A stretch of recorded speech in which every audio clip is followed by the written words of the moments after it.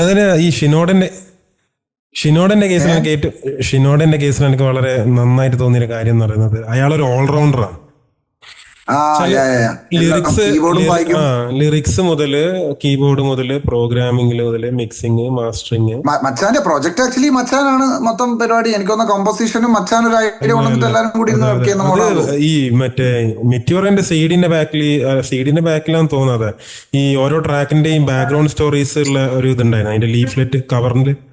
അതിൽ ഫെയിന്റ് എന്ന് പറഞ്ഞ ട്രാക്ക് ഉണ്ട്, കുറച്ച് ഫാസ്റ്റ് ആയിട്ടുള്ള ഒരു ഡാൻസ് ട്രാക്ക് പോലെ തന്നെ കുറച്ചൊരു അഗ്രസീവ് ആണ്. അപ്പൊ അതിന്റെ സ്റ്റോറി എങ്ങനെയാന്ന് വെച്ചാല് ഈ ബ്രാഡ് ഡെൽസൺ അതായത് ലീഡ് ഗിത്താറിസ്റ്റ് ഒരു സാധനം വായിക്കുന്നു, അതായത് മൂപ്പര് അത് റെക്കോർഡ് ചെയ്യുന്നത്. എന്നിട്ട് ഇവർ ആ സമയത്ത് ലിങ്കിൻ പാർക്ക് ടൂർ ചെയ്തുകൊണ്ടിരിക്കുകയാണ്, നോർത്ത് അമേരിക്കൻ ടൂറാണ്. ഈ മെറ്റ്യൂർ ആൽബം റിലീസ് ചെയ്തു, അതിന്റെ പ്രൊമോഷന്റെ ഭാഗമായിട്ട് ഓൾ അമേരിക്കൻ സിറ്റീസിന് ഇങ്ങനെ ടൂർ ബസ്സിൽ ഇങ്ങനെ ടൂർ ചെയ്തുകൊണ്ടിരിക്കും. അപ്പൊ ടൂർ ബസ്സിന്റെ ബാക്കിൽ ചെറിയൊരു റെക്കോർഡിംഗ് സെറ്റപ്പ് ഉണ്ട്. അപ്പൊ ഷിനോഡ് വന്നിട്ട് ഈ ഇവൻ പ്ലേ ചെയ്ത ഒരു റിഫാണ് ആക്ച്വലി. ആ റിഫ് മൂപ്പര് റിവേഴ്സ് ചെയ്തിട്ട്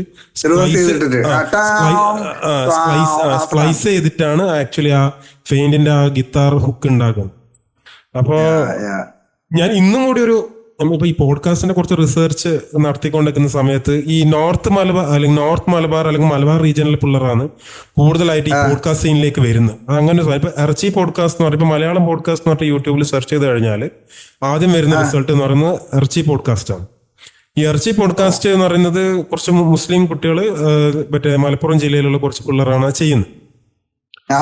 അതിന്റെ താഴെ തന്നെ വരുന്ന അടുത്ത റിസൾട്ട് എന്ന് പറയുന്നത് ഉപ്പ് പോഡ്കാസ്റ്റ് ആണ്. ഉപ്പ് എന്നതിന്റെ പേര് പോഡ്കാസ്റ്റിന്റെ.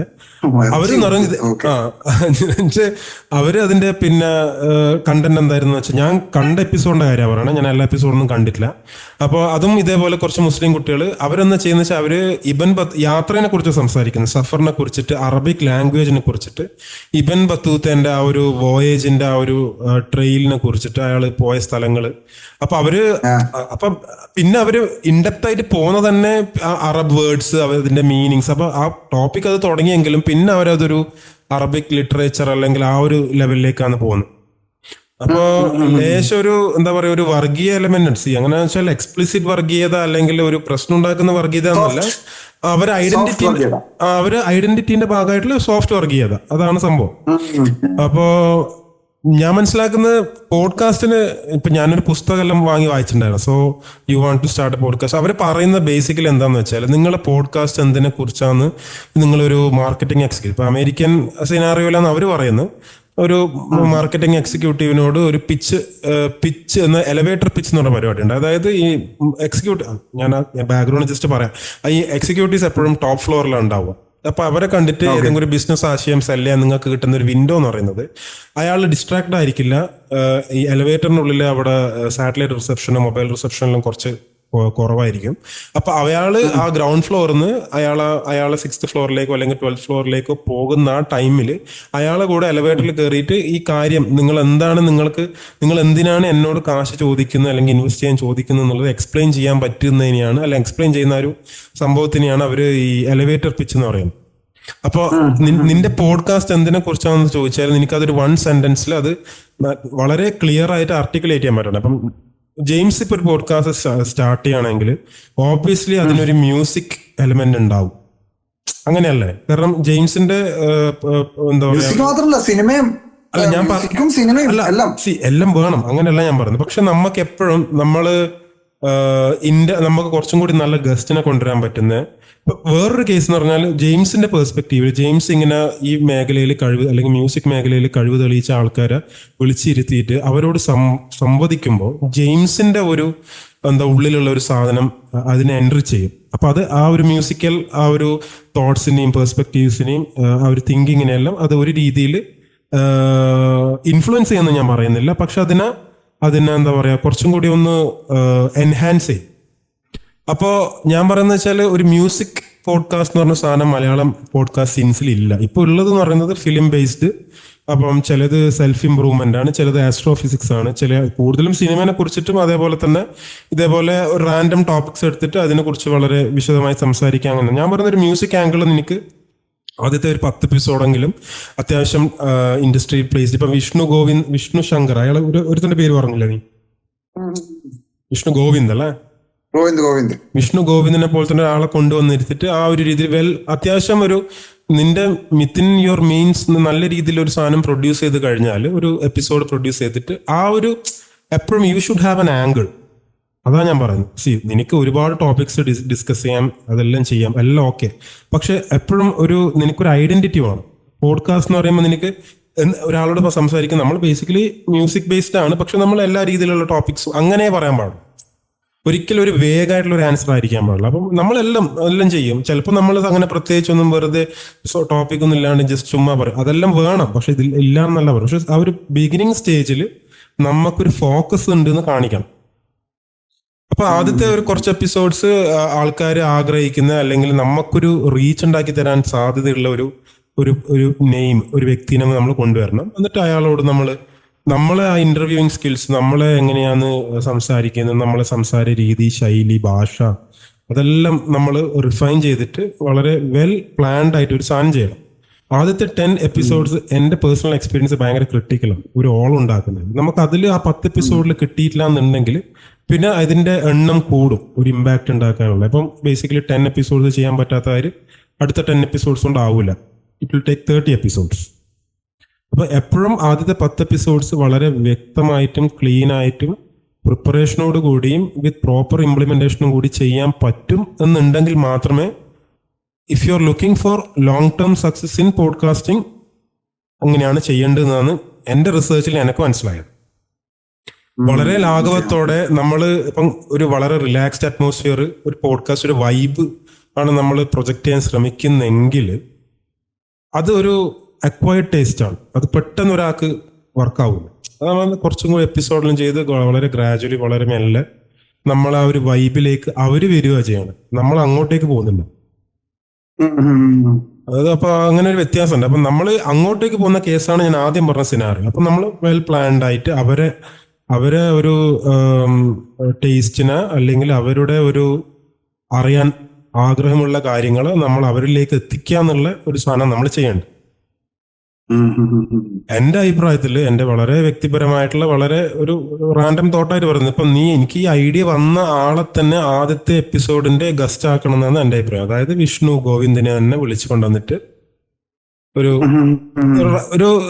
അൺപ്ലഗ്ഡ് ആയിട്ട് ചെയ്യുക. എന്നിട്ട് നമുക്ക് പിന്നെ അത് കട്ട് ചെയ്തിട്ട് ബെസ്റ്റ് പാർട്സിലേക്ക് മാത്രം പോയിട്ട് ചെയ്യാം എന്നാണ് എന്റെ അഭിപ്രായം. ഞാനിത് 2-3 ദിവസം മാത്രമേ ഇതിനകത്ത് ഇരുന്നുള്ളൂ. ഞാൻ കുറച്ച് തിരക്കായി പോയി. അപ്പം എന്തായാലും എനിക്ക് തോന്നുന്നത് കുഴപ്പമില്ല. ആള് സഫറിങ് എന്താ പറയണ്ട്. ഇതിന്റെ ചികിത്സ എന്ന് പറയുന്നത് ഒരു തരം നമ്മളെ സന്തോഷിപ്പിക്കാനുള്ള ഒരു സാധനം. ഒരു പ്രോപ്പർ റിസൾട്ട് ഒന്നും എക്സ്പെക്ട് ചെയ്യാനില്ല. കുറച്ച് ദിവസത്തേക്ക് ഒരു റിലീഫ് ഉണ്ടാവുന്നല്ലാണ്ട് സസ്റ്റൈനബിൾ അല്ല. നമ്മളെ അർജുനെ കാണുന്നില്ലല്ലോ. 9 മണി കഴിഞ്ഞല്ല. പെട്ടെന്ന് ടീമായിരിക്കും.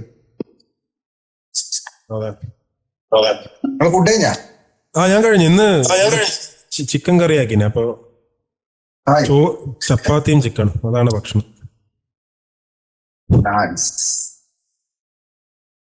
എന്നാണ് നിന്റെ ഫുഡ് എന്നാ?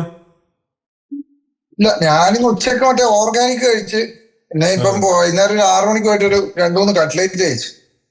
പൈസ ഇല്ല സീനാണോ? അല്ല, ഞാൻ കഴിഞ്ഞ 4 ദിവസമായിട്ട് ഞാൻ ബാംഗ്ലൂരായിരുന്നു. അപ്പൊ ഒരേ തീറ്റായിരുന്നു. നീ ഡൊമിനിക്കിനെ കണ്ടു അല്ലേ? എന്തായിരുന്നു പരിപാടി ബാംഗ്ലൂര്? ഇല്ല, ഞാൻ മറ്റേ അളിയൻ വന്നിട്ടുണ്ടായിരുന്നു. നിന്റെ സിസ്റ്ററിന്റെ ഹസ്ബൻഡാ? അപ്പം മച്ചാന്റെ ഫാദറിന്റെ ബർത്ത്ഡേ ആയിരുന്നു. അപ്പം പിന്നെ ആളും മറ്റേ അവരെ ഫാദറും മദറും കൂടെ അവരുടെ മറ്റേ അവര് കന്നഡിഗാസ് ആണല്ലോ അല്ലെ? ഞാൻ ആ കാര്യം മറന്നു. അപ്പൊ അവര് മറ്റേ അങ്ങോട്ട് ഷിഫ്റ്റ് ചെയ്യുന്ന മറ്റേ റാണി ബെന്നൂർ എന്ന് പറഞ്ഞ സ്ഥലം, അതായത് ചിത്രദുർഗ, എന്തായിരുന്നു, ദേവനഗര്, ചിത്രദുർഗ, ആ ഭാഗം, ആ സൈഡ് ഓഫ് കർണാടക. ബോംബെ പൂനെ ഹൈവേയില് ഒരു, അതായത് ബാംഗ്ലൂരിൽ നിന്ന് പൂനെ ഹൈവേയിൽ ഒരു 330 കിലോമീറ്റർ. അപ്പൊ അവിടെ പോയി, അപ്പൊ വീട് മാറുന്നുണ്ട്. അവരവിടെ പോയിട്ട് എന്തൊരു പണിയാനും പ്ലാനുണ്ട്. അപ്പൊ ഇപ്പൊ ഒരു വാടക വീട്ടിൽ നിന്നിട്ട് അവിടുന്ന് പതുക്കെ വീട് പണി ചെയ്യണം എന്നുള്ള പ്ലാൻ. അപ്പം സിസ്റ്റർ വന്നിട്ടില്ല? ഇല്ല, അവര് ഡിസംബറിൽ വരും. അളിയൻ സർപ്രൈസ് ആയിട്ട് അച്ഛന്റെ ബർത്ത്ഡേയും കൂടിയാ. അപ്പം അളിയന്റെ അച്ഛന്റെ ബർത്ത്ഡേയും കൂടി ആയപ്പോ ആ ഒരു മോഡലിൽ സർപ്രൈസും കൊടുക്കാം, പിന്നെ സാധനങ്ങളൊക്കെ ഒന്ന് മാറ്റാനും പിടിക്കാനൊക്കെ ഹെൽപ്പ് ചെയ്യാന്നുള്ള മോഡലും അച്ഛൻ വന്നു ഒരാഴ്ചത്തേക്ക് വന്നേ. അപ്പൊ ഞാനും ചുമ്മാ പോയി അവരൊന്ന് ഹെൽപ്പൊക്കെ ചെയ്ത്, എന്നിട്ട് പിന്നെ മദർ ജെയിന്റെ ഷോ ഉണ്ടായിരുന്നു, അതും കണ്ട്. പിന്നെ 2 ദിവസം കസിൻസിന്റെ കൂടെ ഉണ്ടായിരുന്നു, അപ്പം നിവിയും വന്ന്. അപ്പൊ പിന്നെ ഫാമിലി ആയിട്ട് അങ്ങനെയും കൂടിയിട്ട് തിരിച്ചു വന്നു. ഏതാ ലൈനപ്പ്? ലൈനപ്പ് മറ്റേ ഇത് പുതിയ ലൈനപ്പ്, മറ്റേ ഇവര് 3 പേര്, ദീപു ചേട്ടൻ, ബൈജു ചേട്ടൻ, സൂര്യേട്ടൻ, പിന്നെ അലൻ, സന്തോഷ്, ബേസ്, എലോയ്, ഇത് അവര് OG മെമ്പേഴ്സ് ഇല്ലാണ്ടൊരു ലൈനപ്പ് ഉണ്ടായിട്ടില്ലേ? OG ലൈനപ്പ് ഇല്ലാണ്ട് മറ്റേത് അത് കേസൊക്കെ കൊടുത്ത് ഇപ്പം ഇവരുടെ കയ്യിലാണല്ലോ എല്ലാം. മറ്റവർക്ക് പേരൊന്നും യൂസ് ചെയ്യാൻ പറ്റില്ല. ഇപ്പം എല്ലാം സൂരജ് മണി പണ്ടേ കോർപ്പറേറ്റ് ഉള്ള ഇതല്ലേ. അപ്പൊ മച്ചാൻ അതിന് പണ്ടേ ഇതിന്റെ കാര്യങ്ങളൊക്കെ മറ്റേ കോർപ്പറേറ്റ് എടുത്തു വെക്കുകയും ബാൻഡായിട്ട് മറ്റേ ഒരു ലേബലൊക്കെ ആയിട്ട് ആളുടെ തന്നെ ഒരു ലേബൽ ഉണ്ടാക്കിയിട്ട് അവരുമായിട്ട് അങ്ങനെയൊക്കെ അതിന്റെ ടെക്നിക്കൽ രീതിയിൽ വർക്ക് ചെയ്തിട്ടുണ്ടായിരുന്നു. അപ്പൊ അതുകൊണ്ട് 12 വർഷത്തിന് ശേഷം സൂരജ് മാണിക്ക് തോന്നി അന്നാ എനിക്ക് തിരിച്ച് മദർ ജെയിനിൽ പോകണമെന്ന് പറഞ്ഞപ്പോഴത്തേക്ക് നൈസായിട്ട് കാര്യങ്ങള് സെറ്റാക്കി. അപ്പം ബാൻഡ് ഉണ്ടാക്കിയത് മറ്റേ ജോണിന്റെ ആണ്, ഡ്രമ്മറാണ്. ബാൻഡ് പേരൊക്കെ ഇടുന്നതും എല്ലാം തോന്നുന്നു. മച്ചാനിപ്പം മറ്റേ ഒന്നും ചെയ്യാൻ പറ്റാത്ത സീനായി പോയി. അതുകൊണ്ട് ഇവര് 12 വർഷമായിട്ട് സൂര്യവാണി പറയുന്ന 12 വർഷമായിട്ട് ഞാൻ ഇവർക്ക് സംഭവം കൊടുത്തിട്ട് ഇവന്മാര് ഒരു പാട്ട് ഇറക്കുന്നില്ല. അവര് വേറെ ലെവലിലേക്ക് കൊണ്ടുപോയില്ലെങ്കിൽ കുഴപ്പമുണ്ടായിരുന്നില്ല. വേറെ ലെവലിലേക്ക് കൊണ്ടുപോകണം. അതെ. അപ്പൊ അതും പിന്നെ ഇവര് ഒരു ആൽബം മറ്റേ കവേഴ്സ് ചെയ്തിട്ട് കവർ പോലും ഒരു ഗുഡ് കവർ പോലും ആകുന്നില്ല. നിന്റെ അടുത്ത റിലീസ് പുതിയ ലൈനം ഏതാ? നിന്റെ അടുത്ത റിലീസ് എന്നാ? നമ്മുടെ അടുത്ത റെയിന് അത് ഒരു ഡീൽ ഇങ്ങനെ ഒന്ന് നിൽക്കുകയാണ്. അതിൽ ചെറിയ മറ്റേ നമ്മള് അത് കുറച്ച് അങ്ങോട്ട് പോയി ആദ്യം വിളിച്ചു കഴിഞ്ഞാൽ നമ്മൾ കുറച്ച് നീഡിയോ, അതുകൊണ്ട് ഒന്ന് മറ്റേ ആരായിട്ടുള്ള ഡീല്? സൈൻ ആയിട്ടില്ല? ഇല്ല, സൈനായിട്ട് നമ്മള് ലാസ്റ്റ് നോക്കൂ. ഇപ്പൊ വേറൊരു ടീമുമായിട്ട് ഒരു സംഭവം ഗാലറി വിഷൻ എന്ന് പറഞ്ഞിട്ട് ഒരു ടീമുമായിട്ട് കണക്ട് ആയിട്ടുണ്ട്. പുതിയ ആൾക്കാരാ? അവര് പഴയ മറ്റേ നമ്മുടെ ഇതിന്റെ ആൾക്കാരാണ്, മറ്റേ മാപ്പിളപ്പാട്ട്. അവരിപ്പൊ ഇതിനകത്തേക്ക് പുതിയ സീനിലേക്ക് വരാൻ നോക്കുന്നല്ലേ? അവര് അത്യാവശ്യം പക്ഷെ നല്ല സെൻസിലുള്ള ആൾക്കാരാണ്. അതിന്റെ മറ്റേ CEO ഒക്കെ ആയിട്ട് ഞാനൊരു മീറ്റിങ്ങിന് പോയിട്ട് രാവിലെ ഒരു 10:30 മീറ്റിംഗ് പോയിട്ട് നമ്മൾ 3 മണിക്കാണ് ഇറങ്ങുന്നത്. അതിന്റെ ഇടയ്ക്ക് ഫുഡൊക്കെ കഴിച്ചു. അയാളുടെ പേര് എന്തായിരുന്നു? ഫസീൽ, മുഹമ്മദ് ഫസീൽ. മാപ്പിളാർക്ക് നല്ലോണം ബിസിനസ് ചെയ്യാൻ അറിയാം, സൂക്ഷിച്ചാളോ. അല്ല, പക്ഷെ അവരെ സോഫാർ എല്ലാം കൊള്ളാം. ഇപ്പൊ നമ്മളിപ്പോ ഡിസ്ട്രോക്കിറ്റിൽ ചെയ്യുന്ന എല്ലാം തന്നെ ഇവരുടെ ഇതിലുണ്ട്. പ്ലസ് സാധനങ്ങളാണ് തരുന്നത്. ഇപ്പൊ നമ്മൾ ഇതിലിപ്പോ ഒരു പാട്ടുണ്ടാക്കുമ്പോൾ തന്നെ അതിന്റെ അകത്ത് തന്നെ നമുക്ക് പേയ്മെന്റ് സ്പ്ലിറ്റ് ചെയ്യാം. ഇപ്പം ഞാനും നിങ്ങളും ഒരു പാട്ടുണ്ടാക്കി, അപ്പൊ നമ്മൾ ആദ്യം തന്നെ അതിന്റെ അകത്ത് ഇടുമ്പോൾ തന്നെ മറ്റേ പേയ്മെന്റ് വരുന്നത് 50-50 ഇടാം. അപ്പൊ ഈ പാട്ട് സൈനന്റെ ഓഫർ ഒന്നും ഇല്ലേ? സൈന എനിക്ക് ഒന്നും ഓഫർ ചെയ്തിട്ടില്ല.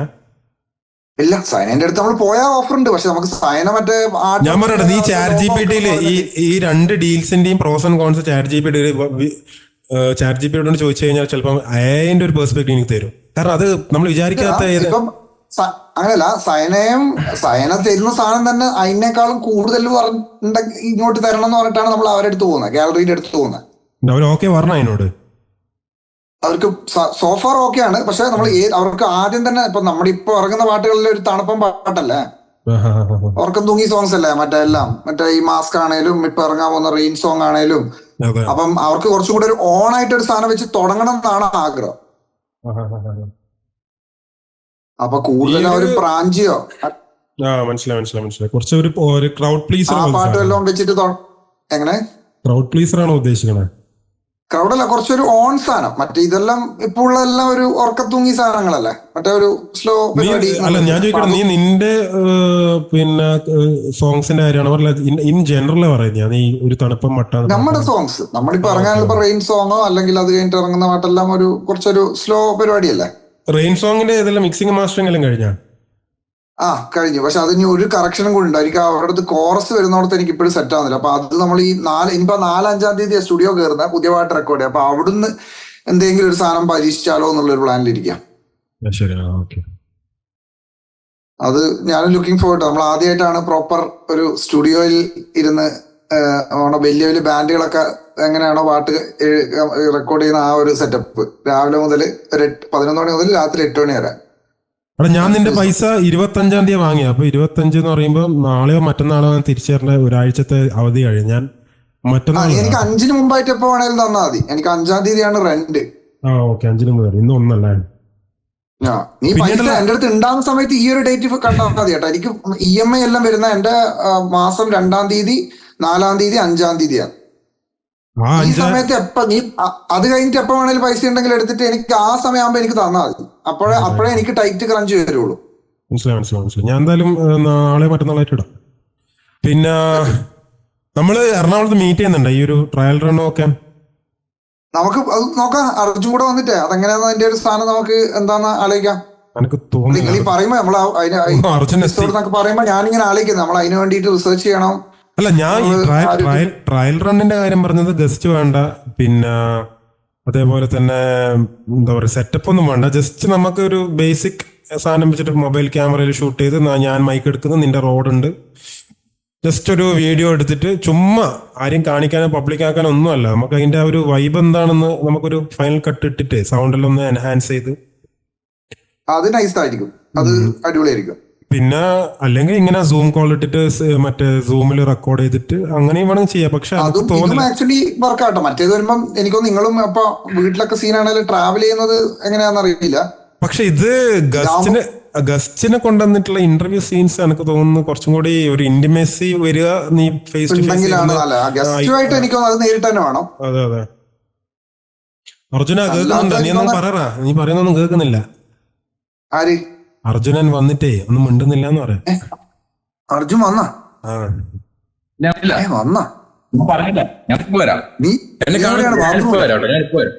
അല്ലല്ല, ഞാൻ റൂമിലാ. ഞാൻ പോരാ, ഒരു ചെറിയ കാര്യം ചെയ്തിട്ട് വരാം. ഓടി വരാം. ഫാസ്റ്റ് ആയി സംസാരിക്കുന്നത്. മൂപ്പര് വെള്ളം അടിച്ചിട്ടുണ്ട്. ഇങ്ങനെ ഭയങ്കര ഫാസ്റ്റാണ് സംസാരം. ഓൻ ഇപ്പം വരാന്ന് പറയാ എനിക്കൊന്നൊരു 3 സെക്കൻഡ് സ്പാനിൽ ഒരു 5 പറഞ്ഞിട്ടുണ്ടോ? ഇപ്പം വരാം ഞാനേ ഒരു കാര്യം ചെയ്യും. അല്ല, ഈ പരിപാടി നമ്മൾ 3 പേര് മാത്രമാണെങ്കിൽ ഓക്കെ. പക്ഷെ എങ്ങനെയാ ഇതിപ്പം ഈ സൂമിൽ ഒരുപാട് ഓപ്ഷൻസ് ഉണ്ട്. ഇപ്പൊ നമുക്ക് കമ്പ്യൂട്ടർ സ്ക്രീൻ ഷെയർ ചെയ്യാൻ പറ്റും.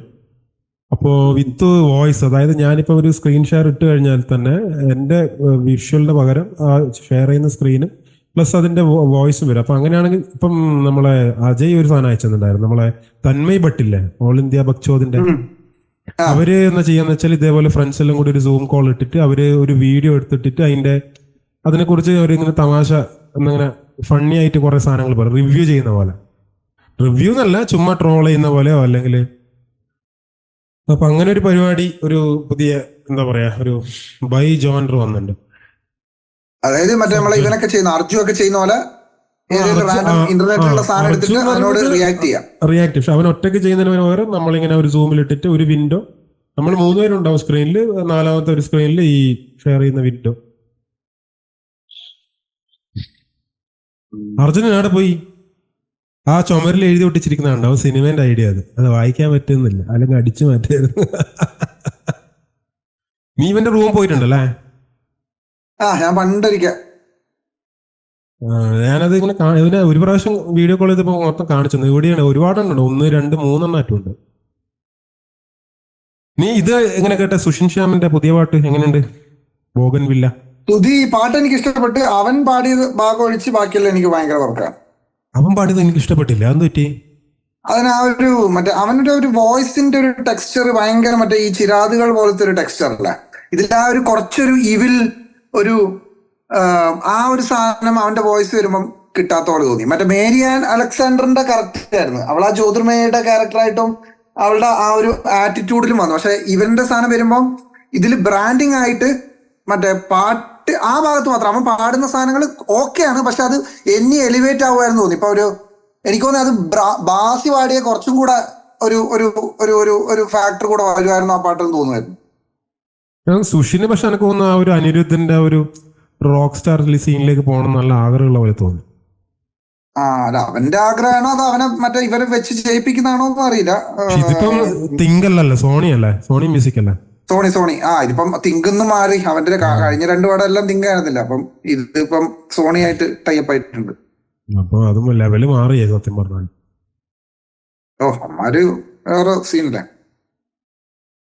അല്ല സിനിമ ഇറങ്ങിയല്ലോ, പോകണ്ടില്ല, ഇറങ്ങിയോ? 17. എനിക്ക് അതിന്റെ ലിറിക്സ് ഒന്നും അത്ര ഇഷ്ടപ്പെട്ടില്ല. കുറച്ച് ക്രിഞ്ചായിട്ട് എനിക്ക് തോന്നി. ക്രിഞ്ചാണ് സാധനം. അത് ശരിക്കും കുറച്ച് പക്ഷെ എല്ലാരും അതിനെ ഭയങ്കരമായിട്ട് അപ്രീഷിയേറ്റ് ചെയ്യുന്നുണ്ട്. എനിക്ക് അതിന്റെ ആ ഒരു പ്രോഗ്രാമിംഗ് ഭയങ്കര ഇഷ്ടപ്പെട്ടു. ആ ഒരു അതൊക്കെ ഭയങ്കര അടിപൊളിയാണ്. ബേസിലായാലും ആ ഉപയോഗിച്ചിരിക്കുന്ന ഒരു ഇൻസ്ട്രുമെന്റ്സ് പറയാൻ പറ്റില്ല, ചിലതെല്ലാം എനിക്കൊന്ന് കമ്പ്യൂട്ടറിലൊന്നും ഇട്ടതാണ്. പക്ഷെ അവൻ സ്ഥിരമായിട്ട് യൂസ് ചെയ്യുന്ന ഒരു സാധനം ഒന്ന് മറ്റേ ഇതിലും കേട്ടിനായിരുന്നു, നെബുലകൾ എന്ന് പറഞ്ഞ ട്രാക്കിൽ. ഇന്നിപ്പോ സുഷിൻ ഇപ്പൊ വൈകുന്നേരം ഒരു ഇതിന്റെ കോഡ് ബ്രേക്ക് ഡൗൺ ഇട്ടിട്ടുണ്ട്. അത് മറ്റേ അലൻ വർഗീസ് എന്ന് പറഞ്ഞ ഒരുത്തനാണ് മറ്റേ ഇതിന്റെ കീബോർഡ് കോ പ്രോഗ്രാമർ ആയിട്ട് വർക്ക് ചെയ്തത്. അവന്റെ ഇപ്പൊ സ്റ്റോറിയിൽ ഇട്ടിട്ടുണ്ട്. അപ്പൊ അതിൽ വായിക്കുന്നതാണ്. അപ്പൊ മറ്റേ കുറച്ച് കോംപ്ലിക്കേറ്റഡ് പരിപാടീസ് ഓൺ ദ കീസ്. ആ ഒരു ക്വാളിറ്റി നല്ല രസമാണ്. പിന്നെ ഇത് പറഞ്ഞോ അല്ല, കുറച്ചൊരു പ്രിറ്റൻഷ്യസ് ആയിട്ട് തോന്നി എന്റെ പരിപാടി, ജ്യോതിർമയുടെ പരിപാടിയൊക്കെ. ഒരു എന്തിനാണ് ഇത്രയധികം ബലം പിടിച്ചത്, എന്താ പരിപാടി ചെയ്യുന്നതെന്നുള്ള ഒരു സാധനം. അല്ല, എനിക്കിത് മറ്റേ ഇതുകൊണ്ട് കേട്ടോ, ഞാൻ എന്തിലേക്കാണ് പടം കാണിക്കാൻ പോകുന്നതെന്നുള്ളതിനെ കുറിച്ചിട്ട് എനിക്കൊരു എക്സൈറ്റ്മെന്റ് ഉണ്ട്. അത് അവിടെ ഞാൻ നിൽക്കുന്നത്. ഇപ്പം ഇവർ ഇങ്ങനെയാണെങ്കിൽ ഇതെങ്ങനെ, ഈ ക്യാരക്ടർ എങ്ങനെ പ്രൊമോ സോങ് ആണ്, അപ്പം ഈ ക്യാരക്ടേഴ്സിനെ എങ്ങനെ ഈ പടത്തിന്റെ ഒരു ഇതിലേക്ക് എങ്ങനെ കൊണ്ടുപോകും, മറ്റേ മരണം വരെ ഓർത്തിരിക്കുക. അപ്പൊ എന്തോ ഒരു പണിയാണ് കൊടുക്കാൻ പോകുന്നത്. അപ്പൊ ലിറിക്കുന്ന അങ്ങനെയുള്ള എനിക്ക് അങ്ങനെ ഒരു വലിയ പ്രതീക്ഷയൊന്നുമില്ല. എന്തായാലും അമൽ നീരദ് ഭയങ്കര ഹൈപ്ഡപ്പ് ആയിട്ടുള്ള ഒരു ഫിലിം മേക്കറാണ്. അയാൾ അത്രയൊന്നും ഡെപ്തിലേക്കൊന്നും പോകാനുള്ള സാധ്യതയില്ല. ചിലപ്പോൾ ഇതൊക്കെ കാണിച്ചിട്ട് ചിലപ്പോൾ വേറെ എന്തെങ്കിലും ആയിരിക്കും കാണിക്കാനുള്ള സാധ്യത. അതുകൊണ്ട് വലിയ പ്രതീക്ഷയൊന്നും എനിക്ക് അങ്ങനത്തെ ഒന്നുമില്ല, എക്സൈറ്റ്മെന്റ് ഒന്നുമില്ല. അതാരാ? അതാ നിനക്കറിയില്ല, കോട്ടയംകാരൻ, മറ്റേ വലിയ ഈ കുറ്റാന്വേഷണ നോവൽസ് എഴുതുന്ന ലാജോ ജോസ് എന്നിട്ട് ഇൻസ്റ്റാഗ്രാം ഉണ്ട്, അയാള് സെർച്ച് ചെയ്ത് നോക്കിയാൽ ലാജോ ജോസിന്റെ ആണ് സ്റ്റോറി സ്ക്രീൻ പ്ലേ കണ്ടന്റ് നല്ലൊരു റൈറ്ററിന്റെ ബാക്കിംഗ് ഉണ്ട് എന്ന് പറയാം. അല്ലാണ്ട് ഇപ്പൊ മറ്റേ ഭീഷ്മപർവം പോലെയോ അല്ലെങ്കിൽ മറ്റേ എന്താ പറയാ CIA പോലെ വളരെ സ്റ്റോറി വീക്ക് ആയിരിക്കില്ല. പിന്നെ അമൽ നീരദ് നല്ലൊരു ടെക്നീഷ്യൻ ആയതുകൊണ്ട് അത് എന്തായാലും അതിന്റെ ക്രാഫ്റ്റ് സൈഡിൽ കാണാനുണ്ടാവും. അല്ല, ആളെ മെയിൻ സ്ട്രെങ്ത് എന്ന് പറഞ്ഞാൽ നല്ലൊരു ടീമിനെ അസംബിൾ ചെയ്യാൻ ഉപരിക്ക് പറ്റും എന്നുള്ളതാണ്. ഇപ്പം ചോദിക്കുന്ന ആളെ കാസ്റ്റ് ചെയ്യാൻ പറ്റും. ഇപ്പൊ ഫഹദ് ഉണ്ട്, കുഞ്ചാക്കോ ഉണ്ട്, ജ്യോതിർമയി ഉണ്ട്. അപ്പൊ അതെന്തായാലും വർക്കിൽ കാണാൻ എന്തെങ്കിലും ഒക്കെ എനിക്കറിയില്ല. ഇപ്പം പാട്ടിനെ കുറിച്ച് ഞാൻ ആദ്യമൊക്കെ ഇതെന്ത് സീൻ എന്നുള്ള ഇതായിരുന്നു. പക്ഷെ പിന്നെ അത് ഗ്രോസോണിയോ എന്നുള്ള ഒരു സാധനം ഉണ്ട്. കുറച്ച് കേൾക്കുമ്പോ അതിന്റെ ഒരു വൈബിലേക്ക് ഇങ്ങനെ ലിറിക്സിന് ഇപ്പം ജെയിംസ് പറഞ്ഞ പോലെ എനിക്ക് സുഷിന്റെ വോക്കൽസിന് അത്ര പ്രശ്നം തോന്നിയില്ല. അതേസമയം മറ്റേ ഫീമെയിൽ വോക്കൽ ഭയങ്കര ആ ഒരു പാട്ടായിട്ട് നല്ല മാച്ച് ആണെന്ന് ആദ്യം തന്നെ സ്ട്രൈക്ക് ചെയ്യുക. കാരണം അതൊരു നോർമൽ വോയിസിന് അത്ര ലിഫ്റ്റ് ചെയ്യാൻ പറ്റുന്ന ഒരു ടോപ്പിക് അല്ല ആ പാട്ടിലുള്ളത്, അല്ലെങ്കിൽ ആ ഒരു തീം അല്ല അതിനുള്ളത്. അപ്പൊ ഒരു കുറച്ചൊരു വേറിട്ട് നിൽക്കുന്ന ഒരു സാധനമാണെങ്കിൽ ആണെന്ന് തോന്നി, അത്രേ ഉള്ളൂ. പിന്നെ ഞാനത് വൈബ് ചെയ്യാറുണ്ട്. അച്ഛനെ കേൾപ്പിച്ചു. ഇന്ന് ഞാൻ അച്ഛനെ മറ്റേ മുട്ട് തിരുവാൻ കൊണ്ടുപോയിനായിരുന്നു. മുപ്പത് കാലിന് ഭയങ്കര പെയിൻ ആയിട്ട്. അപ്പൊ തിരിച്ചു വരുന്ന വഴിക്ക് ഞാൻ ഈ ട്രാക്ക് ഇട്ടു കാറിൽ. അപ്പൊ ആള് ചോദിച്ചു, ഇതല്ലേ മറ്റേ പ്രശ്നമായ പാട്ട്? ഞാൻ പറഞ്ഞു അതേന്ന് പറഞ്ഞു. എന്തെന്നായത് ഫുള്ള് ഇങ്ങനെയൊക്കെ പാടാൻ പാടുണ്ടോ മൊത്തം കുറെ ക്ലാസ്. ഞാൻ പറഞ്ഞു അവസാനം എല്ലാം കേട്ടിട്ട് ഞാൻ പറഞ്ഞു ഇത് പാട്ടാണ്, ഇത് വേറൊന്നുമല്ല, ഒരു സോങ്. അതിന് അങ്ങനെ കണ്ടാൽ മതി. നിങ്ങൾ എന്തിനാ ഇത് ഇതിന്റെ വലിയ വേറെ അതല്ല. എനിക്ക് മനസ്സിലായില്ല. പക്ഷെ എനിക്ക് മനസ്സിലായില്ല. പക്ഷെ മറുനാടൻ അത് ചുമ്മാ എനിക്കൊന്ന് പറയുന്നാടോ. അതിന് ഇത് ഒരു സീനാക്കാൻ വേണ്ടിട്ട് തന്നെ പറയുന്ന തോന്നുന്നു. അല്ലാണ്ട് ഇതെന്നാ ഭൂലോകം സൃഷ്ടിച്ച കർത്താവിന്റെ സ്തുതി എന്ന് പറയുന്ന ഓർത്താ. അതിനെന്തിനാണ് അവർക്ക് ആവാനുള്ള വെറുതെ ഒരു സീൻ ഉണ്ടാക്കുക. അത് തന്നെ ആന്റി ക്രൈസ്റ്റ് എലമെന്റ് പ്രശ്നം ഉണ്ടാക്കണ്ടേ. ഹിന്ദുത്വവാദികളും മുസ്ലിങ്ങളും പ്രശ്നം ഉണ്ടാക്കണ്ടത് ഭൂലോകം സൃഷ്ടിച്ച കർത്താവെന്ന് പറയുന്നുണ്ട്. ശരിയാണ്, അത് ഒരു വാലിഡ് പോയിന്റ്. അല്ല, ഞാൻ പറയുന്നതെന്ന് വെച്ചാല് പിന്നെ ഈ ആന്റി ക്രൈസ്റ്റിന്റെ ഒരു ഇമേജറിയിൽ വന്ന പ്രശ്നമാണ് അത്. ബേസിക്കലി അവര് ഈ സെമിത്തേറിയിൽ നിന്നാണ് പാട്ട് ഷൂട്ട് ചെയ്തിരിക്കുന്നത്. കുറച്ച് പോർഷൻസ് അവര് ഈ ശവക്കല്ലറിന്റെ മുകളിൽ നിന്നിട്ടാണ് മറ്റേ ട്രൗസർ ഇട്ടിട്ട് സുഷിട്ട് പോലോ അതൊക്കെ കുറച്ച്. പിന്നെ ഇവരെ ഈ ഷോൾഡറിന്റെ ഭാഗത്ത് ഒരു ഡബിൾ സോൺസ് പോലത്തെ 2 സാധനം വരുന്നുണ്ട് കുഞ്ചാക്കോന്റെ കോസ്റ്റ്യൂം. അപ്പൊ ഇത് ബേസിക്കലി ഇത് ജ്യോതിർമേന. അപ്പം ആ ഒരു എനിക്ക് തോന്നില്ല ഇവൻ original idea Antichrist based ആണോ എന്ന് എനിക്ക് അറിയില്ല. പക്ഷെ അല്ലാന്ന് ഞാൻ മനസ്സിലാക്കാം. അവര് ജസ്റ്റ് ഇമേജറി പ്ലസ് ലിറിക്സും കൂടി വന്നപ്പോ ആൾക്കാർ അത് തെറ്റിദ്ധരിച്ചാലും മതി. ചിലപ്പോ സിനിമ അതൊന്നും ആയിരിക്കൂല. അതെ, ആന്റിക്രൈസ്റ്റ് ഒക്കെ നമ്മള് വയ്യ എനിക്ക് അത് ജയരാജ് റെയിൻ കമ്മകയില്ല പാടില്ല. അതിനകത്ത് അതിനെക്കാട്ടും വലിയ ആന്റിക്രൈസ്റ്റ് മലയാളത്തിൽ ചെയ്യാറില്ല. അത് ആന്റി മൂവി ആയിരുന്നുള്ളതാണ്, ആന്റി ക്രൈസ്റ്റ് അല്ലായിരുന്നു. നീ മറ്റേ ലാസ്റ്റ് വൺ ഡ്രൈവറിന് ആന്റി ക്രൈസ്റ്റ് ഉണ്ടായിരുന്ന? ആ പണ്ട് കണ്ടല്ലോ നമ്മള്. ജെയിംസ് കണ്ടിനാ? മറ്റേ ഡിക്ക് കട്ട് ചെയ്യുന്ന സീനുള്ളല്ലേ? ലാർസ് ഫോൺ ട്രയർ, മറ്റേ Swedish film maker, Antichrist. അയാളുടെ എന്തെങ്കിലും ഷോർട്സ് എന്തെങ്കിലും പറഞ്ഞു. ഓർമ്മയുണ്ട്, ഒരു മരത്തിന്റെ മറ്റേ വേരിന്റെ അകത്ത് നിന്നൊക്കെ ഒരുത്തൻ ഇങ്ങനെ ഇറങ്ങി വരുന്ന ഒരു വിഷ്വലൊക്കെ ഉള്ള ഒരു പടല്ലേ? സത്യം പറഞ്ഞ അത് ഓർമ്മയില്ല. എനിക്ക് ആകെ ഓർമ്മ ഒരു മരത്തിന്റെ വേര് ഡിക്ക് എൻ്റർ ചെയ്യുന്ന സാധനം കാണിക്കുന്ന. അതേപോലെ തന്നെ പിന്നെ ഈ അല്ല, ഞാൻ ആദ്യമായി ഇൻസേർഷൻ പരിപാടി ഒരു സിനിമയിൽ, ഒരു ഫീച്ചർ ഫിലിമില് വില്യം ഡാഫോ അങ്ങനെ വലിയ ആൾക്കാര് ആക്ച്വലി ആ ഡിക്കിൽ കേറുന്ന സാധനം കാണിക്കുന്ന പടം എന്റെ മെയിൻ സ്ട്രീം സിനിമയിൽ ഞാൻ കണ്ടിട്ടുണ്ട്, ആന്റി ക്രൈസ്റ്റിലാണ്, അൺകട്ട് വേർഷനിലാണ്. പക്ഷെ ഞാൻ പറയുന്നത് വെച്ചാല് അതേപോലെ തന്നെ ഈ വേരിന്റെ ഇടയിൽ കിടന്നിട്ട് ഇവള് കിടന്നിട്ട് ഇങ്ങനെ ആ വേര് ഇങ്ങനെ പിടിച്ചെന്നിട്ട് ഡാഫോളെ പെനിട്രേറ്റ് ചെയ്യുന്ന ഒരു സീനെല്ലാം ഉണ്ട്. അതൊക്കെ പിന്നെ ആ പടത്തിന് ശേഷമാണ് actually Lars von Trier Nymphomaniac volume 1 volume 2 ചെയ്യണം. ഭയങ്കര സെക്സ് ബേസ്ഡ് ആയിട്ടുള്ള. ലാസ്റ്റ് വൺ ഡ്രൈവർ ആക്ച്വലി ഒരു മൂവ്മെന്റ് തന്നെ തുടങ്ങി. സോഫ്റ്റ് പോൺ എന്ന് പറയാൻ പറ്റില്ല. എന്ന് വെച്ചാൽ ഒരു ചാർട്ടർ പോലെ ഉണ്ടാക്കിയിട്ട് സെക്സ് ഫിലിംസ് ഉണ്ടാക്കുക, ഇറോട്ടിക് ഫിലിംസ് ഉണ്ടാക്കുക. അപ്പൊ അതിനകത്ത് പറഞ്ഞിരിക്കുന്ന ഒരു റൂൾ എന്ന് പറയുന്നത് ഇൻസേർഷൻ കാണിക്കാൻ പാടില്ല എന്നുള്ളതാണ്. ഇൻസേർഷൻ കാണിക്കാണ്ട് ന്യൂഡാവാം, ആക്ടേഴ്സ് ന്യൂഡാവാം, സെക്സ് സിമുലേറ്റഡ് ആവാൻ പാടില്ല. അതായത് ഈ ആക്ടേഴ്സ് ഓൺ സ്ക്രീന് അണ്ടർ അല്ലെങ്കിൽ on camera they should do the deed എന്നുള്ള സാധനം. അങ്ങനെ ഒരു പരിപാടി ഉണ്ടായിരുന്നു. ഇയാൾ ഇതിന് മുൻപും ഒരു മൂവ്മെന്റ് തുടങ്ങിയിട്ടില്ലല്ലോ, മറ്റേ ബ്ലാക്ക് ആൻഡ് വൈറ്റിൽ മാത്രമേ ഉപയോഗിക്കില്ല.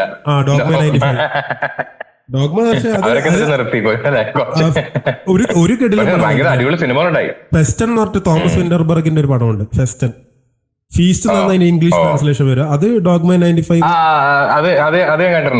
അത്യാവശ്യം ബ്ലാക്ക് കോമഡി പടമാണ്. പക്ഷെ രസമാണ്. ഒരു കല്യാണത്തിനടക്ക് നടക്കുന്ന കുറച്ച് സംഭവങ്ങളാണ്. അത് കണ്ടു നോക്കുക. അതൊരു സിനിമ പറയുന്നത് ഈ ഡോഗ്മ 95ന്റെ സാധനങ്ങൾ ഫോളോ ചെയ്യുന്ന, ഒരു റൂൾസ് ഫോളോ ചെയ്യുന്ന സിനിമയാണ്.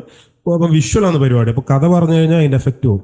ഈ തോമസ് വിന്റർബർഗ് ആണ് കഴിഞ്ഞ കൊല്ലം മറ്റേ ഈ പടം ചെയ്തത്, നമ്മളെ മാഡ്സ് മിക്കൽസൺ വെച്ചിട്ട് പടം ഉണ്ടായിരുന്നു. ഞാൻ കണ്ടു.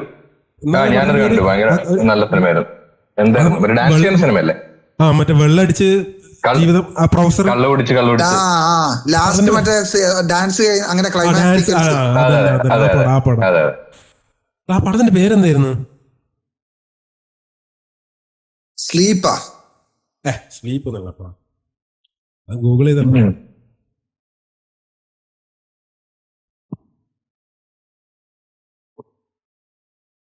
ചെറിയ ഒറ്റ വാക്ക് പരിപാടിയാണ്. അതൊരു 2 വാക്കുണ്ട്. എന്റെ ഫോണിലുണ്ട് അത് ഇംഗ്ലീഷ് ആയിട്ടില്ല. നീ ചിലപ്പോ മറ്റേ ഒറിജിനൽ ടൈറ്റിൽ ആയിരിക്കും ജെയിംസ് വിചാരിക്കുന്നത്. എടാ ഇപ്പൊ ഇത് സൂമിലെ മീറ്റിംഗ് ആണ്. അപ്പൊ 10 മിനിറ്റ് സാധനം എൻഡ് ചെയ്യുന്ന പറയണേ. അത്രേ ഉള്ളോ? അതായത് ലിമിറ്റഡ് ടൈം. ഏത് മറ്റേ അതിൽ കൂടുതൽ വേണമെങ്കിലും അപ്ഗ്രേഡ് ചെയ്യണം, പ്ലാൻ എടുക്കണം, സൂം പ്രോ എടുക്കണം. ഓ അത് ശരി, അങ്ങനെയൊക്കെയാണോ? പക്ഷെ നല്ലതാട്ടോ, നല്ലതാ. വാട്സാപ്പിനെക്കാളൊക്കെ ഈ കാര്യത്തിന് ഇതാ നല്ലത്. അതാ നല്ലത്. അതെ, എല്ലാരും ഓഡിയോയും ക്ലിയർ ആണ്, വിഷ്വലും ക്ലിയർ ആണ്, എല്ലാം റെക്കോർഡും ചെയ്യാൻ പറ്റും. ഒരുപാട് ഓപ്ഷൻസ് ഉണ്ട്. ബാക്ക്ഗ്രൗണ്ട് മാറ്റാം. ഓ അത് ശരി. പിന്നെ പോഡ്കാസ്റ്റിന്റെ ഒരു ട്രയൽ നോക്കണ്ടേ? എന്നാണ് അർജുന്റെ അഭിപ്രായം? അത് നോക്കാം. അല്ല, അതെങ്ങനെയാ വേണ്ടത്? വെർച്വൽ ആയിട്ട് മതിയോ, അല്ല നമ്മള് എല്ലാരും കൊച്ചിയിൽ അസംബിൾ ചെയ്തിട്ട് നമ്മള് 3 പേര് മാത്രമുള്ള ഒരു ട്രയൽ? എനിക്ക് കൊച്ചി പോകാൻ ബുദ്ധിമുട്ടില്ലല്ലോ. ഓക്കെ. അപ്പൊ ജെയിംസിന്റെ ഷെഡ്യൂൾ എങ്ങനെയാ? ലൈവ് ഷോസ് ആരും ഉണ്ടാവും? നമുക്കൊരു ഡേറ്റ് എനിക്കിപ്പോ 4-5 ഉള്ളത്. അത് കഴിഞ്ഞാൽ പിന്നെ എന്തെങ്കിലും ഷോ ഒക്കെ വന്നാൽ അതിന്റെ പ്രാക്ടീസ് അങ്ങനെ മാത്രമേ ഉള്ളൂ. സോങ് റെക്കോർഡിംഗ് പരിപാടിയെല്ലാം ഉണ്ടാവില്ല അപ്പൊ ആ സമയത്ത്? ഇല്ല, ആ സമയത്ത് ഉണ്ടായിരുന്നു. നമ്മളിപ്പോ 4-5 ഇരുന്ന 4-5 തന്നെ ഏകദേശം പരിപാടി തീർക്കും. ഓക്കെ. നമ്മള് പിന്നെ എന്താണ് പോഡ്കാസ്റ്റിന്റെ ടൈറ്റിൽ ആലോചിക്കണ്ടേ? ഗ്രൂപ്പിന്റെ പേര് മാറ്റായിരുന്നു.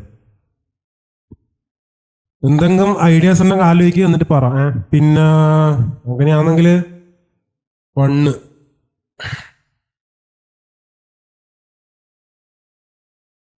ഒക്ടോബർ ഏതെങ്കിലും ഒരു മിഡ് സമയം ഡേറ്റ് അടിച്ചിട്ട് ഒക്ടോബർ മിഡ് പിടിക്കണ്ടേ? ഈ വീക്കെൻഡ് പിടിച്ചാലോ? ഒരു 10th പിടിച്ചാലോ? 10th ആണെങ്കിലും കുഴപ്പമുണ്ടാവില്ല എനിക്ക്. അല്ല അതിപ്പോ നമുക്കൊരു ഇവിടെ ഒരു അതിന്റെ ഇടയ്ക്ക് എനിക്ക് ഒരു ദിവസം മറ്റൊരു ബ്ലഡ് ഡൊണേഷൻ ഉണ്ട് 12-ാം തീയതിയോ 10-ാം തീയതിയോ. അത് തീരുമാനിച്ചിട്ട് അത് കഴിഞ്ഞിട്ട് ചെയ്യാം, അല്ലെങ്കിൽ അതിന് മുൻപ് ചെയ്യാം. അല്ല, ഇത് ബ്ലഡ് ഡൊണേഷൻ അന്നേരം പോയിട്ട് ആ ഒരു രാവിലെ ഉച്ചക്കോ ചെയ്തിട്ട് ഞാൻ തിരിച്ചു വരും. നമുക്കിതിപ്പം രാത്രിയിലോ എപ്പോ വേണേലും പിടിക്കാലോ. അങ്ങനെയാണെങ്കിൽ 10-ന് ശേഷം. അല്ല അത് 10-ന് ശേഷം അതെന്താ വെച്ചാ, അപ്പൊ ഇത് സന്ദീപിന്റെ കാര്യം വെച്ചാൽ അവൻ അത്രയും ട്രാവൽ ചെയ്ത് വരണ്ടേ, അപ്പൊ അത് കൃത്യമായിട്ട് പറഞ്ഞാൽ അതായിരിക്കുന്നല്ലോ. നീ മൈക്ക് എടുക്കുന്നുണ്ടോ അർജുന? എനിക്ക് മൈക്ക് എടുക്കാൻ പറ്റുമോ അതിനുള്ളില്? ഇല്ല, പൈസ ഇല്ല. മൈക്ക് എടുക്കണം. എന്നാ പിന്നെ 3 ആൾക്ക് മൈക്ക് ആയില്ലേ? ഓന് ഓൾറെഡി റോഡുണ്ട്, ഞാനിത് എടുക്കാം. നീയോ? അല്ലെങ്കിൽ ഒരു ഈ മൈക്കില് ഒരാൾ 2 പേര്. ഒക്ടോബർ 12th എന്റെ പരിപാടി. പരിപാടി 12-ാം തീയതിയാ. അപ്പൊ 10 ആണെങ്കിലും കുഴപ്പമൊന്നുമില്ല, വർക്കാവും. നമ്മ 13 പിടിച്ചാലാ അർജുന? 13 പിടിച്ചാലാ? 13 ഓക്കെ. ജെയിംസ് 13 ഓക്കെ അല്ലേ? അപ്പൊ 13 നമുക്ക് മീറ്റ് ചെയ്യാം. അതിനിടക്ക് നമ്മൾ ഓക്കെ. ആദ്യം ഞാൻ നിങ്ങൾ 2 പറയാനുള്ളത്, നമ്മൾ പോഡ്കാസ്റ്റ് എന്തിനെ കുറിച്ചാണെന്നുള്ളത് ഒരു സെന്റൻസിൽ എന്നോട് പിച്ച് ചെയ്യാം. കാരണം എന്ന് വെച്ചാൽ വേറൊന്നും കൊണ്ടല്ല, ക്ലാരിറ്റി ഇല്ലാണ്ട് ആർട്ടിക്കുലേഷൻ ഉണ്ടാവില്ല. സംസാരിക്കുന്ന ഒരു മാധ്യമത്തിൽ നമ്മൾ എന്താണ് സംസാരിക്കുന്നത്, എന്തിനെ കുറിച്ചാണ് സംസാരിക്കുന്നത് എന്നുള്ളതിനെ കുറിച്ചൊരു വ്യക്തമായ ഒരു ക്ലാരിറ്റി ഇല്ലെങ്കിൽ അത് നമ്മുടെ സംസാരത്തിനെ ബാധിക്കും. പിന്നെ ഏതെങ്കിലും ഒരു ടോപ്പിക് ഡിസൈഡ് ചെയ്യുന്നത് മുൻകൂട്ടി പറയാം. എല്ലാവരും അവരുടേതായ രീതിയിൽ അതിനെക്കുറിച്ചൊന്ന് റിസർച്ച് ചെയ്യുക. ചുമ്മാ വന്നിട്ട് ഇങ്ങനെ എന്താ പറയുക, സ്ട്രീം ഓഫ് കോൺഷ്യസ്നെസ് പഠിക്കേണ്ടതാണെന്ന് എൻ്റെ അഭിപ്രായം. ഒരു ട്രയലെല്ലാം നോക്കുമ്പോൾ അത്യാവശ്യം നമുക്ക് കുറച്ച് ഒരു സാധനം വേണം, കുറച്ച് കണ്ടന്റ് വേണം. പിന്നെ വെർച്വൽ 13-ാം തീയതി ഇങ്ങോട്ട് വരൂലേ? 13-ന് എന്റെ ഷെഡ്യൂൾ ഓപ്പൺ അല്ല, എനിക്ക് സീനൊന്നുമില്ല. പക്ഷെ എനിക്കൊരു ഡേറ്റ് ഓൾറെഡി പറഞ്ഞു വെച്ച് കഴിഞ്ഞാൽ അതിനകത്തായിട്ട് പ്രിപ്പയർ ചെയ്യാൻ പറ്റും. 13 ലോക്ക് ചെയ്യാം. 13 ദിവസം വരുന്നു. 13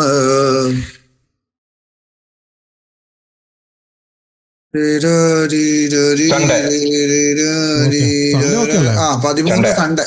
ഞാനൊരു കാര്യം, ഞാൻ 12-ന് വരാം. നമുക്ക് 13-ന് സാധനം റെക്കോർഡ് ചെയ്യാം. നീ ഒരു കാര്യം ചെയ്യും, വീക്കെൻഡ് ഫ്രൈഡേ ഈവനിങ് നമുക്ക്, ഞാൻ ഫ്രൈഡേ വൈകുന്നേരം എറണാകുളത്ത് എത്താം. അർജുനും എത്തിക്കാം ഫ്രൈഡേ വൈകുന്നേരം അല്ലേ? നമുക്കൊന്ന് ഒരു റിക്കോൺസിഷൻ. അവന്റെ പരിപാടി നടത്തിക്കോട്ടെ. നമുക്കൊരു സാധനം, ഒരു സെറ്റപ്പെല്ലാം സെറ്റാക്കി ടെക്നിക്കൽ സൈഡ് ഫിഗർ ഔട്ട് ചെയ്ത് വീഡിയോ എടുക്കുന്നുണ്ടെങ്കിൽ ലൈറ്റിങ്ങിന്റെ കാര്യം നോക്കി അങ്ങനെ ആ ഒരു പ്രീ പ്രൊഡക്ഷൻ മോഡ് ചെയ്തിട്ട് 12-ന് അല്ലെങ്കിൽ 13-ന് സാധനം റെക്കോർഡ് ചെയ്യുക. 14-ാം തീയതി സ്പ്ലിറ്റ് ആകും. കാരണം എന്തായാലും ഇപ്പൊ നമ്മളിത് എറണാകുളത്ത് വെച്ച് തന്നെ ചെയ്യാൻ പ്ലാൻ ഉണ്ടെങ്കിൽ ജെയിംസിന്റെ റൂമ് നമുക്കൊരു ലൊക്കേഷനായിട്ട് കിട്ടാൻ ചാൻസ് ഉണ്ട്. അപ്പൊ അത് അവിടെ നല്ല സ്പേസ് ആണ്, പക്ഷെ അത് അവർക്കൊരു ബുദ്ധിമുട്ടാവാണ്ട് അതിന്റെ ഒരു നല്ലൊരു വശം കാണിക്കുന്ന നല്ല രീതിയിൽ സെറ്റ് ചെയ്തിട്ട് ലൈറ്റപ്പ് ചിലപ്പോൾ ചെയ്യേണ്ടി വരും. അങ്ങനെയാണെങ്കിൽ 2 LED ബൾബ് വാങ്ങിക്കേണ്ട കേസ്. ആര്? ഞാനാ? ഇല്ല, ഇതുവരെ സെറ്റ് ആയിട്ടില്ല. അത് സമയമുണ്ടല്ലോ, 13-ാം തീയതി വരെ സമയമുണ്ടല്ലോ. അതിനിടക്ക് ഈ ആഴ്ച സെറ്റ് ആവും വിചാരിക്കുന്നു. ഞാൻ ഷവോമി പ്രോ മറ്റേ CV cinematic vision 512 GB. Chinese last ചൈനക്കാര് മറ്റേ ഫോൺ പൊട്ടിച്ചോളിയാ ലാസ്റ്റ്. പൊട്ടിക്കട്ടെ, എനിക്ക് അതിനെ അതേ വാങ്ങിക്കാനും ശേഷിയുള്ളൂ. ചൈനക്കാര് എന്റെ അടുത്ത് ഇവന്മാര് ഇസ്രായേലിന്റെ മറ്റേ സാധനം കൊള്ളാം അല്ലെ? ഇവന്മാര് എന്തൊന്നും മാസാണ് ഇടിക്കുന്നത്. നമ്മള് എന്തൊക്കെ പാലസ്തീൻ എന്ന് പറഞ്ഞു കഴിഞ്ഞാൽ ഒരു സൈഡിൽ ഇവന്മാരുടെ ഈ പരിപാടികളെ അവരുടെ ഒരു മാസ പരിപാടിനെ, മറ്റേ ഇയാളെ കൊന്നതും അതിന്റെ വീഡിയോ കണ്ടിട്ടുണ്ടായിരുന്ന? മറ്റേ ഏതൊരു ഇറാനിന്റെ അകത്തുനിന്ന് റൂം പൊട്ടിക്കുന്ന കണ്ടിട്ടില്ല. അതിന്റെ മറ്റേ ചില ഇതുണ്ട് എങ്ങനെയാ അത് ചെയ്തെന്നുള്ള. ഈ ദിവസം നിങ്ങള് ഒരു മറ്റേ അവിടെ ഇങ്ങനെ ആൾക്കാർക്ക് ഇങ്ങനെ മറ്റേ ഇതുണ്ട്, മലമ്പുഴയിലൊക്കെയുള്ള മറ്റേ സാധനമില്ലേ, ഇങ്ങനെ ആൾക്കാർ ഇരുന്നിട്ട് ഇങ്ങനെ കൊണ്ടുപോകുന്നൊരു പരിപാടി, ചേർക്കാറാ. അതിൽ ഈ സമയത്ത് നിങ്ങൾ ആ ചെയർക്കാരിൽ ഉണ്ടായിരുന്നെങ്കിൽ നിങ്ങൾ മറ്റേ പൊട്ടുന്ന കണ്ടിട്ടുണ്ടാവും. അത് ഒരാഴ്ച മുമ്പ് അവരവിടെ പോയി സാധനം ബോംബൊക്കെ പ്ലേസ് ചെയ്ത് അത് മറ്റേ മാസ് പരിപാടി. സ്പിൽബർഗിന്റെ ഒരു പാടല്ലേ മ്യൂണിച്ച് എന്ന് പറഞ്ഞാലും കണ്ടിട്ടുണ്ടാ? മ്യൂണിച്ച് അതെ, അത് ഗംഭീര പാടാണ്. അല്ല, ഇയാള് ക്ലെയിം ചെയ്ത് ഹിസ്ബുള്ളയുടെ പുള്ളി പറഞ്ഞത് അതിനു മുൻപ് ഇസ്രായേലിലേക്ക് അറ്റാക്ക് ചെയ്തല്ലോ. അറ്റാക്ക് ചെയ്ത് കഴിഞ്ഞിട്ട് ഇവര് എല്ലാ അറ്റാക്കുകളും ഇയാൾ ക്ലെയിം ചെയ്യും. ഇയാളെ ക്ലെയിം ചെയ്യുന്ന ആള് ക്ലെയിം ചെയ്ത് കഴിഞ്ഞിട്ട് കുറച്ച് മണിക്കൂർ കഴിഞ്ഞിട്ട് നടത്തിയത്. ഇയാളെ കൊന്നു കഴിഞ്ഞിട്ടും അവര് കുറച്ചുകൂടി വീണ്ടും ഇസ്രായേലിലേക്ക് റോക്കറ്റ് ഒക്കെ വിട്ടിട്ടുണ്ടായിരുന്നു. പക്ഷെ അതൊരു ക്ലെയിം ചെയ്തില്ല. ഞങ്ങളെ വിട്ടെന്ന് പറഞ്ഞില്ല. ബ്രേവറി എത്ര ബ്രേവ് ആണെങ്കിലും ഇങ്ങനെ ചെയ്തു കഴിഞ്ഞാൽ ശരിക്കും പേടിയാവുന്ന ഒരു സംഭവം. എത്ര ഭീകരനാണെങ്കിലും അയാളെ പേടിപ്പിക്കുക എന്നുള്ളൊരു രീതിയിലേക്ക് മാറിയിട്ടുണ്ട്. ഞാൻ ഇതിനിടക്കാന്ന് മറ്റേ ബിൻലാദന്റെ എൻകൗണ്ടറിൽ ബിൻലാദനെ നിറയെ ഒഴിച്ച വെടിവെച്ച ആളൊരു പോഡ്കാസ്റ്റ് ഉണ്ടായിരുന്നു. ഷോൺ റയാൻ എന്ന് പറഞ്ഞൊരു അമേരിക്കക്കാരന്റെ പോഡ്കാസ്റ്റ്. അയാൾ ഇതിനു മുൻപ് പോഡ്കാസ്റ്റ് വന്നിട്ടുണ്ടെന്ന് എനിക്ക് തോന്നുന്നത്. അയാള് അത് വന്നിട്ടുണ്ട്. അയാൾ ആ സംഭവം പറയുന്നുണ്ട്. അതായത് ഇവര് ഈ നേവി സീൽ 6 കയറി കഴിഞ്ഞിട്ട് ഇവര് അപ്പം ബിൻലാദന്റെ ബെഡ്റൂം എന്ന് പറയുന്നത് 2nd ഫ്ലോറിലായിട്ടാണ്. അപ്പൊ ഇവർ സ്റ്റെപ്പ് കയറി പോകണം.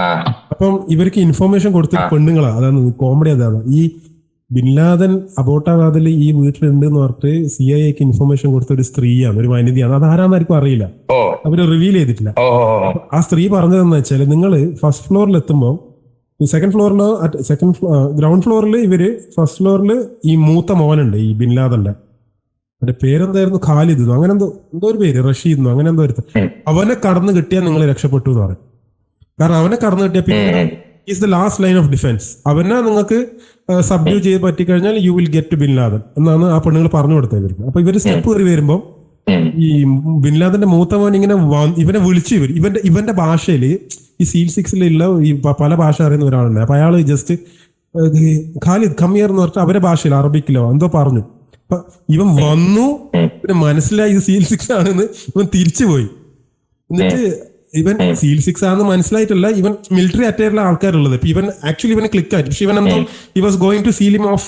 അതിനുള്ള സെറ്റപ്പിൽ അവിടെ ഉണ്ടെന്ന് തോന്നുന്നു. In case of an attack അയാൾക്ക് രക്ഷപ്പെടാൻ സമയം കൊടുക്കേണ്ട ഒരു സെറ്റപ്പ് ഉണ്ടെന്ന് തോന്നുന്നു. അപ്പൊ രണ്ടാമത് ഇയാൾ പറഞ്ഞു നോ പിന്നെ നീ വാ പിന്നെ ഒന്നും കൂടി അതേ ഭാഷയിൽ ഇവനോട് പറഞ്ഞു. അവരെ ആൾക്കാരാണെന്ന് പറഞ്ഞിട്ട് ഇവന് സംശയമുണ്ട്. അത് ഇവൻ ജസ്റ്റ് തലയൊന്ന് പുറത്തേക്ക് ഇട്ടു ഈ ഖാലിദ് നോക്കാൻ വേണ്ടിട്ട്. ജസ്റ്റ് ആദ്യത്തെ സമയം പെട്ടെന്ന് കണ്ട് തിരിച്ചു ഓടി. അപ്പോ he didn't get A good look. അപ്പൊ രണ്ടാമത് നോക്കിയ സമയത്ത് ആ സ്പ്ലിറ്റ് സെക്കൻഡിലാണ് ഹെഡ് ഷോട്ട് പോകുന്നത്. ഏത് ഖാലിദിന്റെ.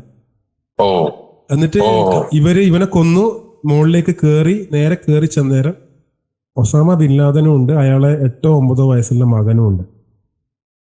എന്നിട്ട് ഈ ഷൂട്ട് ചെയ്യാൻ പോകുന്ന ആളോട് പിന്നെ ആ ചെക്കനെ പിടിച്ചങ്ങ് മാറ്റി ഇയാളങ്ങ് തീർത്താളായി. ആ ചെക്കന്റെ മുമ്പിൽ വെച്ചിട്ടാണ് ഈ ബിൻ ലാദനെ കൊല്ലുന്നത്. അപ്പൊ ഇയാൾ കുറച്ച് അവര് പറയുന്നൊന്നും ചെയ്തിട്ടില്ല എന്നാണ് എനിക്കറിയില്ല. ഞാൻ അതിന്റെ സാധ്യതയില്ല, ചാൻസസ് കുറവാണ്. എനിക്കറിയില്ല. അത് ആ സമയത്ത് എനിക്ക് തോന്നുന്നു ആക്ച്വലി ബറാക്ക് ഒബാമ ആണ്